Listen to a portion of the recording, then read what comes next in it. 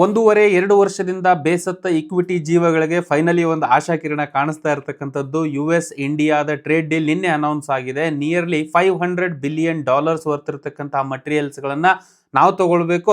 ಅದರ ಪರವಾಗಿ 50%, 25-30% ಇದ್ದಂತಹ ಟ್ಯಾರಿಫ್ ಅನ್ನ 18%ಗೆ ತರಬೇಕು ಅಂತ ಹೇಳ್ಕೊಂಡು ಎರಡು ದೇಶಗಳಿಗೂ ಕೂಡ ಇದರಿಂದ ಬೆನಿಫಿಟ್ ಆಗುತ್ತೆ.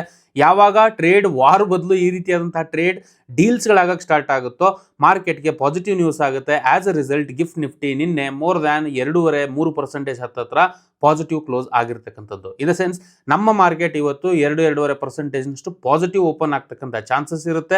ಇಲ್ಲಿಂದ ಮಾರ್ಕೆಟ್ ಅಲ್ಲಿ ಒಂದು ಸಟನ್ ರ್ಯಾಲಿ ಕಾಣ್ತಕ್ಕಂಥ ಚಾನ್ಸಸ್ಗಳು ಕೂಡ ಇರುತ್ತೆ. 100% ಗ್ಯಾರಂಟಿಡ್ ಅಂತಲ್ಲ, ಬಟ್ ಒಂದು ಬೂಸ್ಟ್ ಏನಿದೆಯೋ ಈ ಒಂದು ಪರ್ಟಿಕ್ಯುಲರ್ ರೀತಿಯಾದಂತಹ ನ್ಯೂಸ್ಗಳಿಂದ ಡೆಫಿನೆಟ್ಲಿ ಮಾರ್ಕೆಟ್ಗೆ ಪಾಸಿಟಿವ್ ಇಂಪ್ಯಾಕ್ಟ್ ಆಗ್ತಕ್ಕಂತಹ ಚಾನ್ಸಸ್ಗಳು ಜಾಸ್ತಿ ಇರುತ್ತೆ. ಅಂಡ್ ಸಿಲ್ವರ್ ಗೋಲ್ಡ್ ಮಾತ್ರ ಇನ್ವೆಸ್ಟ್ಮೆಂಟ್ ಆಯ್ಕೆ ಅಲ್ಲ, ಇಕ್ವಿಟಿನೂ ಕೂಡ one of the investment options ಆಗುತ್ತೆ. ಇಕ್ವಿಟಿಲಿ ಇರತಕ್ಕಂಥ ಡಿಫರೆಂಟ್ ಆಯ್ಕೆಗಳನ್ನ ತಿಳ್ಕೊಳ್ಬೇಕು ನೀವು ಅಂತಂದ್ರೆ ಕಮೆಂಟ್ ಅಲ್ಲಿ ಇಕ್ವಿಟಿ ಅಂತ ತಿಳಿಸಿ.